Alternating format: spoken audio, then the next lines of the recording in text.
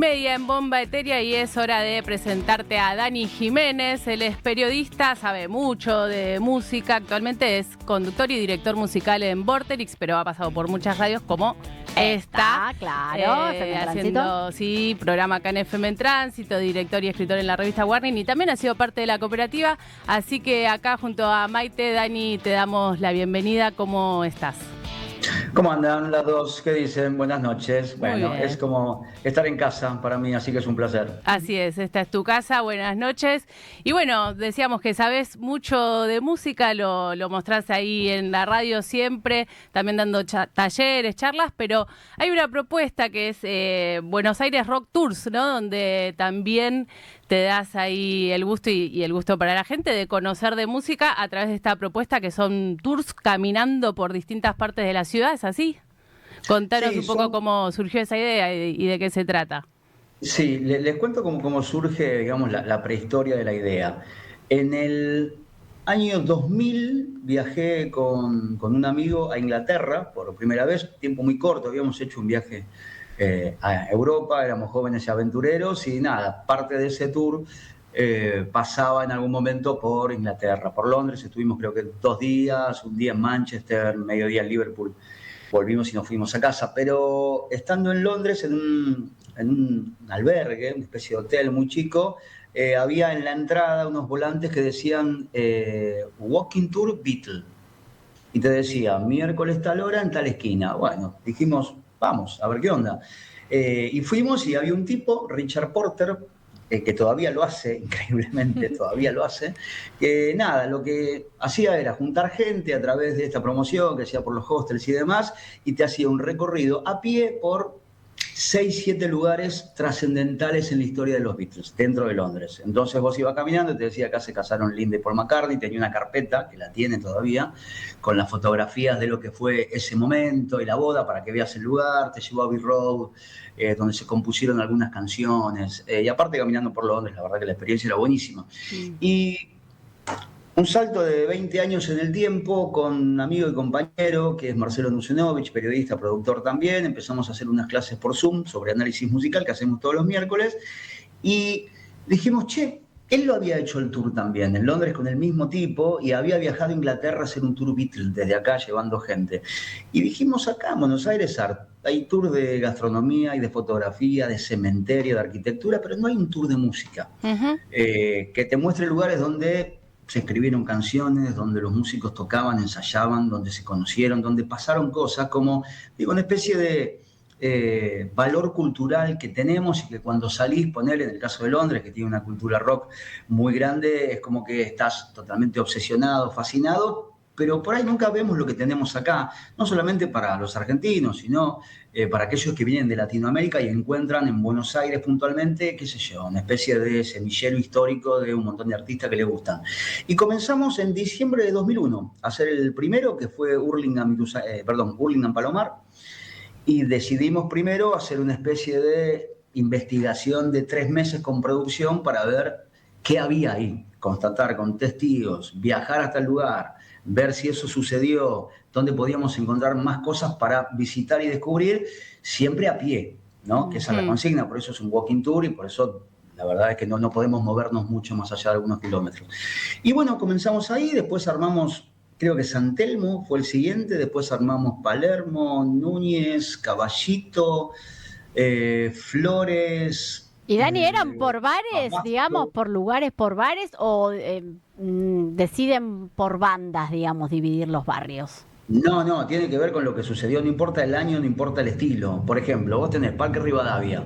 Parque Rivadavia en Caballito se hicieron un montón de cosas, festivales, qué sé yo, tocó la renga, los piojos, bueno, pasaron un montón de cosas. Pero tenés en una punta del parque los escalones donde nace el quinto escalón, ¿sí? Que estaban ahí, son el ingreso al Parque Rivadavia. Y ahí se juntaban los pibes, Duki, Mufasa, y de ahí nace el hip hop nacional de los 2000 para acá, en esa marca registrada, que es el quinto escalón. Bueno, frente al quinto escalón tenés el Salón Italiano, ahí fue uno de los primeros shows de Sui Generis, por ejemplo.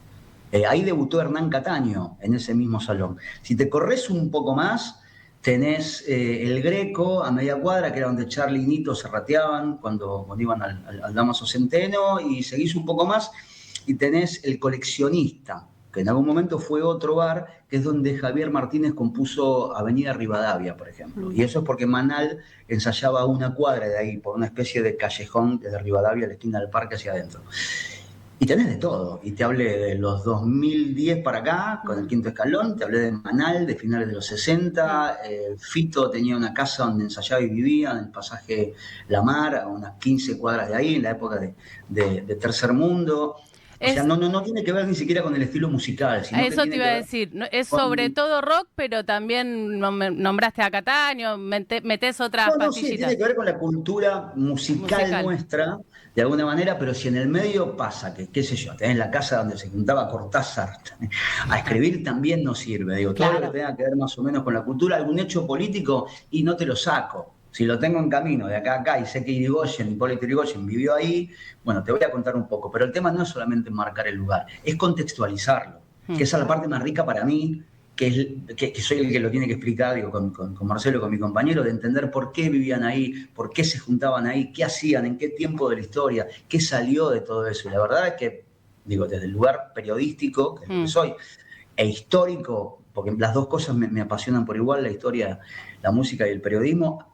A mí o para mí es casi un posgrado todos los meses, porque siempre descubrimos alguna cosita más y no sabés la cantidad de cosas que llegué a entender. Un montón. Te seguís dateando, digamos. El otro día leía que, claro, por ejemplo, aparte cosas por ahí más mínimas, qué sé yo, veía que posteabas que fuiste a hablar con el panadero de Spinetta, por ejemplo. Sí, con Daniel, sí, que tiene la panadería en Diagonal, donde, bueno, Luis vivió del 89, 90 en adelante, donde murió, que es La Diosa Salvaje, el estudio que ahora lo tienen los hijos. Y nada, la primera vez que fuimos, cruzamos hasta ahí, hablamos con el panadero, porque Spinetta lo había mencionado en una nota como el Bill Evans de las medialunas. Y bueno, queríamos saber quién era el Bill Evans, fuimos y nos pusimos a hablar con Daniel, entonces cada 8, 9 meses ahora, porque son 10 circuitos, empezamos con 3 y tenemos 10. Pasa por la panadería. 8 meses vamos a pasar, vamos a hacer 20, 25. Entonces, todo esto es la producción del medio de llamarlo, hablar con él, y él nos espera con la mujer y sabe que le vamos a caer factura. 20 Y la media luna, obvio. Claro, y le preguntamos cuál le gustaban a Luis, y él dice, porque es muy tímido, Daniel, es amoroso pero es muy tímido. Y él comía las medialunas quemaditas, entonces cuando la gente va y se compra esas medialunas, y es una forma también de reconstruir historias con gente de primera mano. ¿Viste? Claro, más allá de internet, más allá de Wikipedia, que yo no creo y no confío en eso, soy periodista, necesito chequearlo muchas veces, porque yo no voy a ir a llorar a la puerta de un lugar que yo no sé si existe ese lugar, digo, no puedo por engañar a la gente. Las cosas que no sabemos, decimos no sabemos, pero en el medio seguimos descubriendo un montón de cosas. Nos acompaña gente, nos ha acompañado Ismael Sokol en el recorrido de Hurlingham, nos acompañó Gastón Satraño cuando hicimos la zona ahí cercana al zoológico, que él estuvo en el inicio de Soda, en la parte del signo. Estuvimos con Gustavo Spinetta cuando pasamos por la casa de Arribeños, donde vivió Luis, donde armó almendra, pescado rabioso. Siempre en el medio tratamos de tener algún invitado, ¿viste? Cada tanto que le sume a la experiencia más que nada a la gente. Mientras vamos caminando, charlamos, le pasamos a un grupo de WhatsApp fotos, videos o referencias, porque vos llegás a un lugar y por ahí hay un supermercado ahora. Entonces me digo, te estoy hablando de algo que tenía mística y ahora hay un súper, no sé decir, está bien, entiendo te creo, pero no me meto en la historia. Entonces la idea es conseguir o testimonios o fotografías o videos que acrediten un poco del lugar que estamos viendo, pero más que nada, chicas, por nosotros mismos, más que por la gente. Digo, engañarse uno mismo no tiene sentido. Y ante cada uno de los circuitos, que nos llevó 3 meses de preparación, cuando volvemos a pasar por el mismo lugar, tratamos de buscar más datos en el medio, de encontrar otras cosas que debe haber, seguramente debe haber, y hay un montón. Y así va reconstruyendo, la verdad, que parte de la cultura, no solamente rock, sino también incluso del under, desde el Ditela en Buenos Aires en los 60, hasta todo lo que fue el under o la escena hardcore también de los 80. Digo, vamos reconstruyendo todo ese tipo de cosas. Y de acá, en algún momento pudimos llevarlo y sacarlo a Argentina, fue lo más interesante. Del recorrido puntual del Palomar y Hurlingham, ¿qué nos podés tirar para contarnos? A ver si lo hacemos. Porque ahí yo me engancho. ¿Por dónde pasa ese recorrido puntual? Si podemos puntualizar ahí, no con detalles, pero saber por dónde va. No, más o menos, mira, ese lo hacemos. Ponele que empezamos en Hurlingham. De Hurlingham tenés ya de la estación tenés a una cuadra la casa de Timmy McKern, que es la casa donde Luca, cuando viene a Argentina, dejando la heroína en Europa y demás, se va ¿Al barrio Córdoba inglés? primero, se queda con Timmy allá, y cuando vuelven a Buenos Aires se van a Hurlingham, a la casa de los padres de Timmy, que todavía, digo, es de la familia. Eso está ahí, Timmy, manager de las pelotas, a día de hoy, ex manager de Sumo. Y la casa la tenés ahí, a una cuadra y media. Tenés otras casas donde, qué sé yo, Sokol, bares donde iba Sokol, que es en la curva de la Chapita. Después nos vamos en tren. La idea es escuchar Paisano de Hurlingham en el tren entre Hurlingham y Palomar. Y te juro que la canción tarda lo mismo que tarda el tren, porque ya lo probamos más de una vez. Y apenas bajás de la estación, no sé, cruzás la vía en Palomar, y esa es la vía, la de la Chapita, donde estaba la Chapita. Hubo 2 chapitas, una en Hurlingham y la segunda chapita, que era una especie de copetín al paso, de chapa justamente, para la gente que bajaba del tren, estuvo en el Palomar.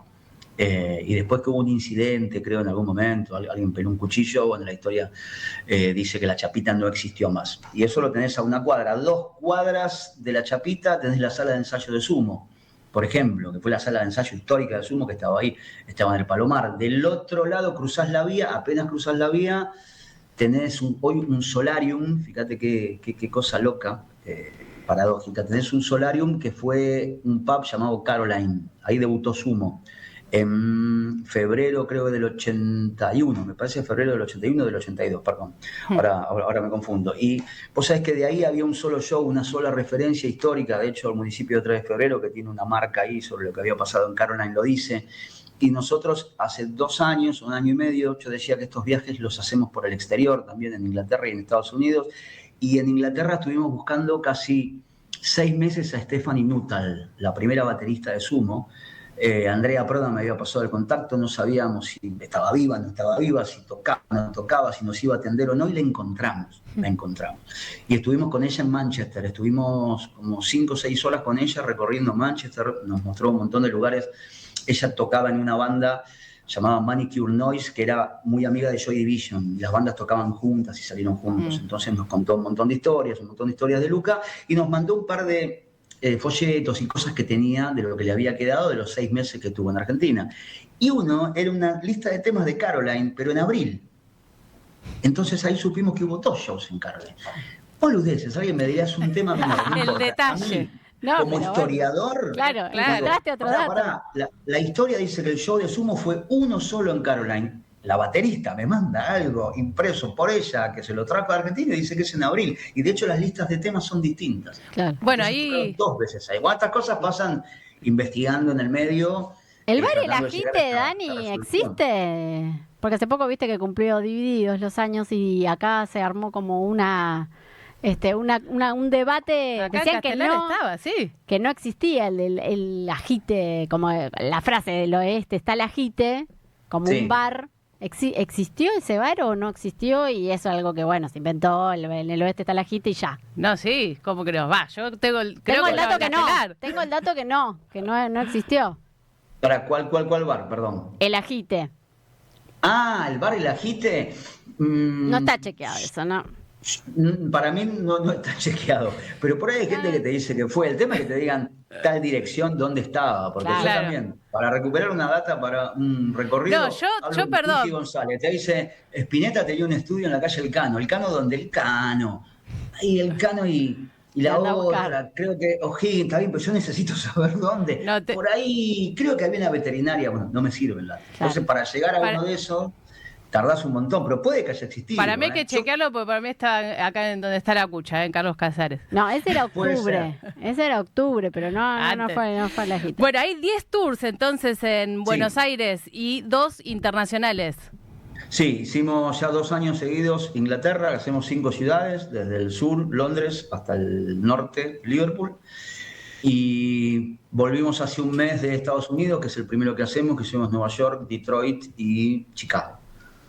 Yo ante cada uno de los recorridos les armo a los que viajan una grilla de conciertos por cada noche, qué bandas tocan, les pongo un link de los artistas, les pongo el precio de la entrada, a qué hora empieza el show, para que lo escuchen. Si alguien quiere ir, puede ir, pero por lo menos le damos una propuesta musical, porque viaja gente fanática de la música, o sea, es eso, es un viaje musical. Claro. Esto es para fans. Vamos a la casa de Bob Marley, no vamos al Palacio Buckingham. Claro, o sea, claro, es música 24 horas del día, 7 días a la semana, y en el medio, nada, yo les pongo conciertos, vamos a museos de música, exposiciones, pudimos hacer recorridos del Royal Albert Hall, del Radio City de Nueva York, del Madison Square Garden, que nada, son excursiones, vos la pagás, salen $14, digo, no es algo muy, muy caro. El tema es que no, le damos días libres, el que quiere ir a un museo, quiere ir a comprar ropa, buenísimo, pero después las excursiones no son del turismo, digamos, normal o natural, sino que tiene que ver con la música, constantemente tiene que ver con la música.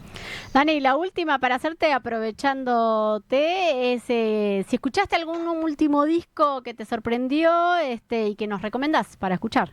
Sí, le voy a recomendar una banda galesa que la descubrí en el viaje que hicimos a Inglaterra, el segundo viaje. Aprovecho para decir que volvemos el año que viene, en junio del año que viene, la semana próxima vamos a alargarlo ahí en las redes, en Dani Charlatán, en mi Instagram, avisando un poquitito. Fuimos a Liverpool. Liverpool, les cuento rápidamente, es una ciudad que está dividida por un río, que es el río Mersey. Detrás del río Mersey hay 2 o 3 barrios, uno se llama Hoylake, que es donde vienen los de Coral, por ejemplo, o la ex esposa de John Lennon, la primera Cynthia, era de Hoylake, y después al lado hay otro que se llama Birkenhead, que los Beatles tocaban bastante en Birkenhead. Es cruzar el río lo puedes cruzar o con un ferry o por abajo con un taxi, un auto, un Uber, que es lo que hicimos nosotros, y salís a Birkenhead. Y fuimos a ver una banda que yo ya la había detectado cuando armé grilla de shows por ciudades, dije, The Bug Club. Boom, ¿no? Club del bicho. Dije, che, qué interesante. Y anoté, estando en Liverpool, dije, miren, están estas bandas. Yo esta noche voy a ir a ver esta. Si alguien quiere venir, venga. Los shows, por lo general, son de 3 artistas. Empieza a 7:30, 8, y a las 10:30 terminó todo. Es súper conciso, una atrás de otra. Muy parecido acá, ¿eh? No es nada raro, no es que el sonido es mucho mejor, pero digo, eso se respeta bastante bien. Y tocó un chico acústico solo con una guitarra que se llama John Myrtle, que me encantó, folk, de estilo folk, un chico muy jovencito, muy inglés, y después tocó The Bug Club. Un chico, una chica y un chico en la batería. Pero digo chico y chica porque tenían una interacción como bastante especial. Dije, o son pareja, o son hermanos, o son novios, o algo hay acá, porque la verdad que comunicaban, tenían una química increíble. Después me fijé y sí, eran amigos desde hace muchísimos años. Y era medio rock, medio poco pancoso, pero aparte tocaban muy bien los 3 y a mí me rompió la cabeza. Así que lo primero que hice cuando volví fue empezar a datearme mucho sobre la música de ellos y la verdad que me pareció una bomba etérea. Así que es la banda que yo elegí, y elegí uno de los temas que recuerdo porque me pasó eso. Recordaba temas y es raro que vas a ver una banda por primera vez y te queda en la cabeza 1 o 2 canciones, por lo menos cierta melodía.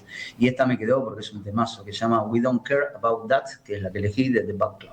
Bien. Buenísimo. Muchas gracias, Dani. Te mandamos un abrazo enorme y gracias por pasar por Bomba Etérea. Hasta otra oportunidad. Fue un placer. Vamos a escuchar lo que recomendaste. Un beso, Dani. Bueno, ahí hablábamos con Dani Jiménez sobre los tours rockeros y nos vamos, Ine, ¿qué te parece? Dale. Con esta recomendación de Bug Club, We Don't Care About That.